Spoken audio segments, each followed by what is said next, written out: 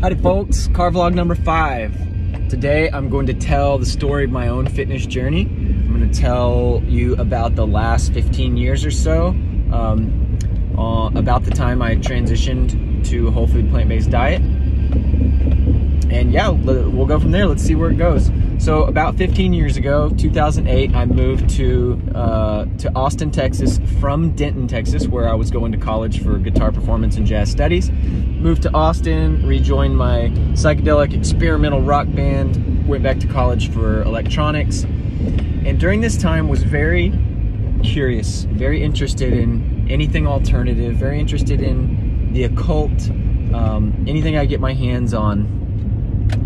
And I would often frequent the discount bookstores. In Austin, there's a bookstore called Half Price Books. If you've been there, you know it.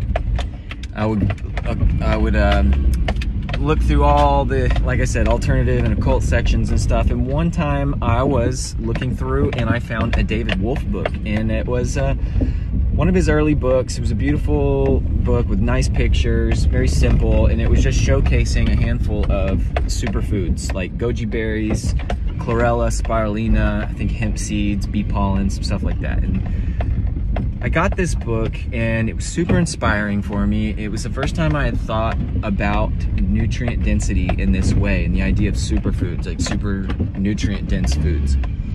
And so overnight, I basically transitioned to a raw foods diet without very much guidance or education. And the way that I did this was that I just focused on lots of raw vegetables with a little bit of fruit. I'd never been a big fruit eater. I didn't really increase my fruit when I did this. I just would eat a little bit of fruit, mostly some apples and grapefruits. And I would eat lots of broccoli, lots of lettuce, lots of kale, lots of cauliflower, carrots, things like this. I would make these nori wraps with raw tahini dressings, raw cashew dressings, stuff like that. Still probably on the pretty low, probably 20% range of fat, that sort of thing. And I would do these crazy mud smoothies where like spirulina, chlorella, bee pollen, goji berries blended up, stuff like that. I would do these crazy mud smoothies and they felt really good. Though they gave me a bellyache, I would feel after about 5 minutes the bellyache would go away and I would just be like, boom, ready to roll. And the upsides were that I felt very vibrant. I felt like my outlook on life was improving. I felt like very bright, inspired, clean. The downside was that I do not think I was getting enough carbohydrates. I was feeling like a little bit ungrounded, unmotivated. I was inspired, had all these ideas, but didn't have really good direction.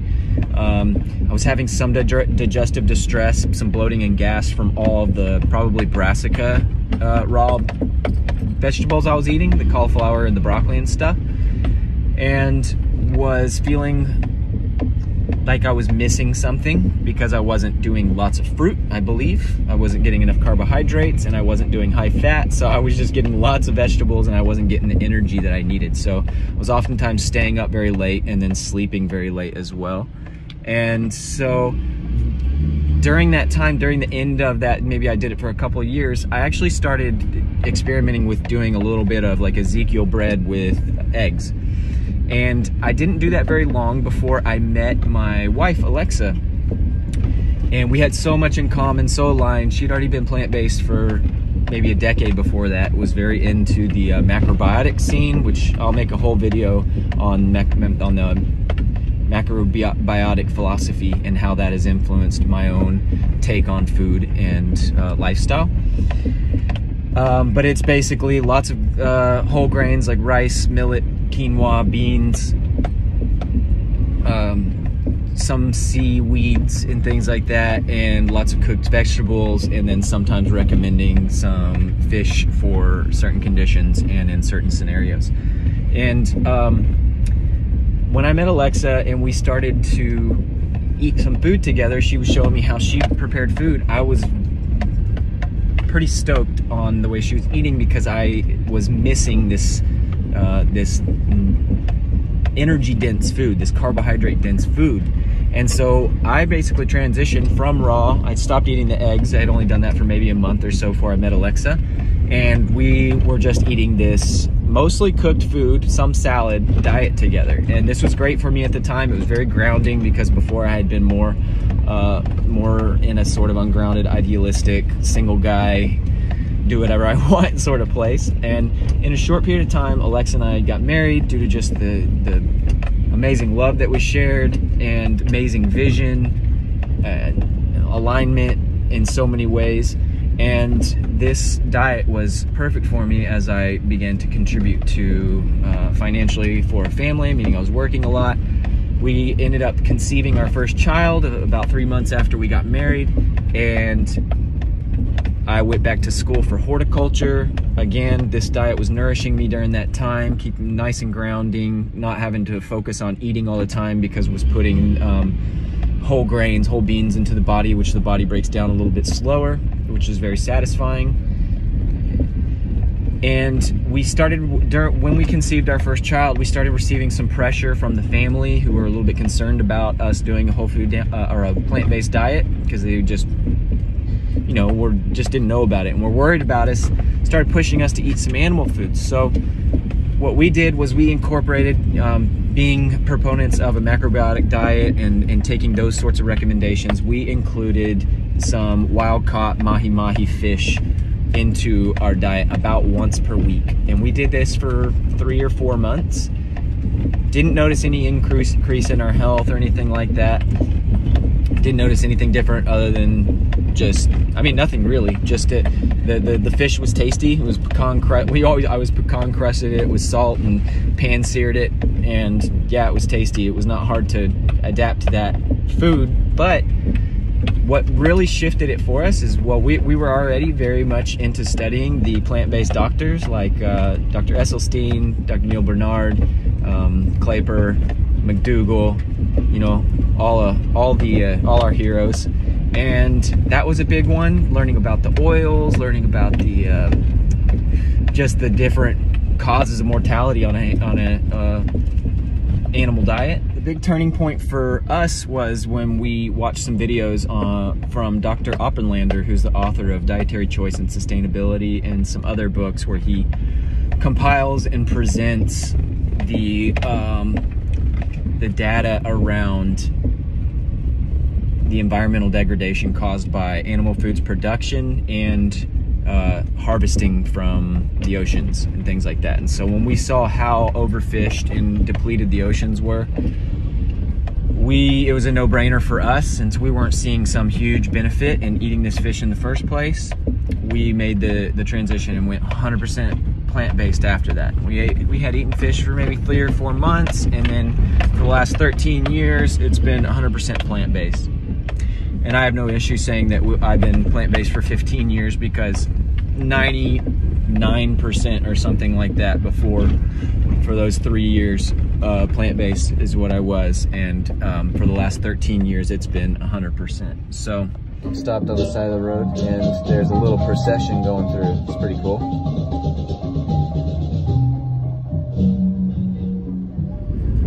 All right, here's the second half of the video. The first half of the video I made on my way out to Nuuanu, where I'm building the domes, and then the second half is on the way home. So definitely a little bit worn out. So if I look a little tired, it's because I just busted ass building some domes for about 8 hours. So yeah, where I left off was where we made the transition from eating a little bit of fish to 100% plant-based. This is about 13 years ago.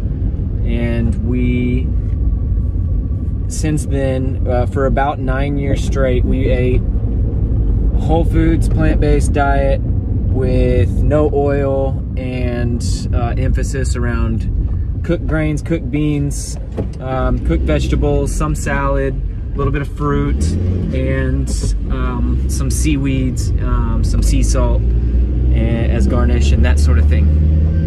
In short, we ate a macrobiotic diet. Like, macrobiotic goes beyond just diet, because it's more about the study of yin yang and the application and the energy of food and how it affects your lifestyle and stuff. But the dietary choices, the dietary recommendations pretty much are what I just described.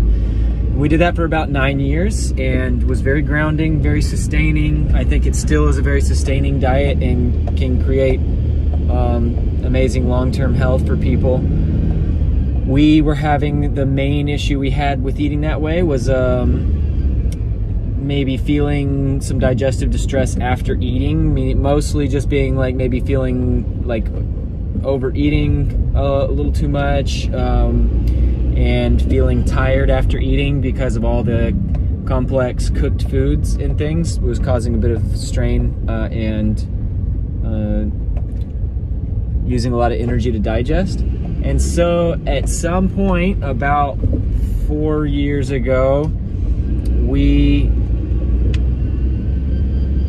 and also due to some other circumstances, some other health circumstances with my stepson, who is my wife's son, and that's a complicated story because he was living with his dad more than us, so he had some other dietary inputs than just our plant-based diet, but he ended up having type 1 diabetes whenever he was 10, I think, and that made us really question what we could do to even make our diet more optimal. And so we got into the Dr. Morse community. We found out about Dr. Morse, the whole detox community, high fruit, raw, a lot of times low or no salt. And we did that for, we were completely raw, high fruit for about 2 years. And you know, for the sake of the length of this video, I'm not going to go into all the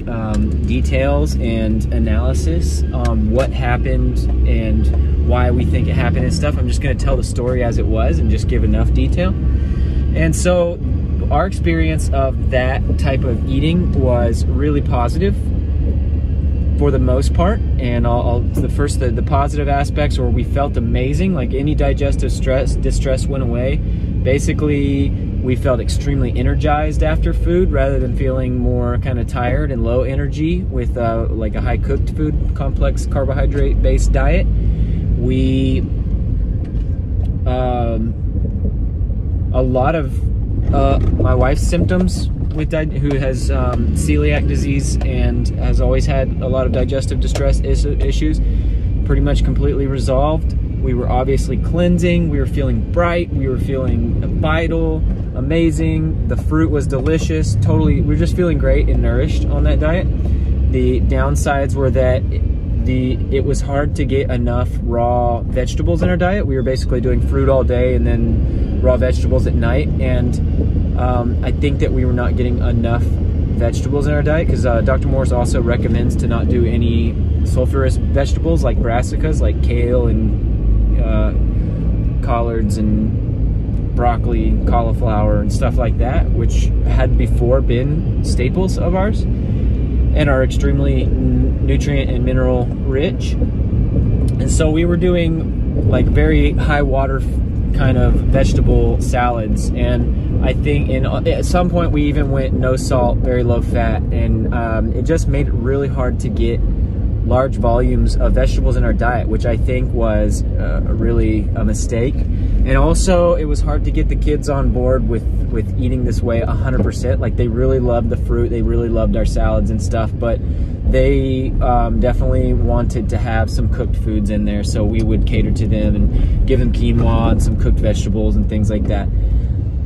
The downside of what happened with us is that even though we felt vital and amazing and we're healing in a very big way, we ended up developing some dental issues. And the brief analysis on that, I think, is maybe fourfold. We were eating lots of fruit, for one. I was eating lots of citrus. I kind of had the worst of the dental issues. I was eating citrus sometimes all day, working 50 hours a week, sometimes in the summer, 110 degrees Fahrenheit, and not feeling a need to rest. Totally energized, extremely strong. I never went underweight. None of us, my family, became underweight or malnourished or anything like that. We were watching blood work for the kids and everything. Everybody was totally healthy and vital. However, we did start to develop some dental issues, mainly my wife and I, and then one of our 2-year-old son at the time started to get some cavities. And I attribute that to, like I said, the acid fruits, some of the dates that we were eating sometimes as staples, which the dates are very sticky. They get on your teeth. The microbes eat the sugars that are stuck on your teeth, poop out acids, and essentially, you know, cause cavities and things like that. Also, when you do a high fruit raw diet, you will tend to stir up lots of metabolic wastes that have been stored interstitially and in the cells due to just years of standard American diet and lots of cooked food, which oftentimes are mucus forming. You will end up with you know, stored metabolic wastes that when you get on this raw high fruit diet, it starts to stir it all up, and these things are high acids. And what the body does whenever it has like excess acid stirred up in the blood, if your body is not able to, well, first off, your body has to stay at a certain pH all the time. It's only about 0.3 pH in either alkaline or acid before you're dead. And so if you have a little bit more acid in your diet, then what the body's gonna do is, if it doesn't have enough minerals from the food, then it's gonna pull minerals from your teeth and bones. And so I think that the combination of us, doing some enamel wearing activities such as eating lots of fruit, eating lots of vegetables but not getting enough minerals, so having a slight mineral deficit, and then having some serious detox going on, and having sometimes excess acid in the blood causing a greater need for minerals, ended up with us having a bit of a mineral deficiency, leading to our tooth issues. And so that's my theory on that, without going into too much detail. There's another couple aspects about the my theory on the hybridization of fruits being, you know, too water, too high fruit in comparison to the mineral content that they were before such deep hybridization. But we never had any dental issues at all on the macrobiotic diet, getting lots of cooked vegetables and things like that, until we went to the high fruit, high raw, or basically all raw. And then, you know, that was kind of shocking for us, because we were feeling so vital and amazing, and like, then to be shocked with, oh no, actually you have a bunch of cavities and you need to take care of this and figure out what you're doing wrong, was a little shocking. So we transitioned back to lots of more cooked vegetables in our diet. We went back to quinoa, some transition to rice, sweet potatoes, got some more starches in our diet and that sort of thing. We got back on some beans, and basically after we got some of the tooth damage taken care of by a biologic dentist, we have not had any dental issues since then. So it definitely was related to the diet. I think that we could do the raw high fruit diet better with the current knowledge that we have. But right now we're feeling very good and balanced, with a much higher than before. We have a much higher raw content in our diet, and our diet now consists of high fruit, some quinoa, some beans, some veggie porridges, veggie stews, and then lots of salad. I don't know if I already said that. Lots of raw vegetables and things. So we're probably like still in the 70-something to 80% range of raw at times, but we're definitely supplementing 30 to 40% at a time with, you know, yeah. Anyways, I didn't get the math right there, but we're supplementing with cooked foods and feeling very balanced and vital and strong at this moment. And that's basically the last 15 years. I just kind of crammed into a nutshell. That's our nutritional journey right now. And there's probably some other things that I missed. I guess a couple details that I'd like to go into is that my wife has had 6 pregnancies, plant-based, and one of them was 100% raw. And all our kids are very healthy, very beautiful, have been vegan since birth, are strong, growing. They're in the 50 percentile. You know, they're just average in growth. They're exceptional in health. They're aesthetically so beautiful, and you can just attribute that to, you know, Alexa, my genetics or whatever. But the long story short is that they're not over here depleting, they're not malnourished, they're not having dental issues, they're super intelligent.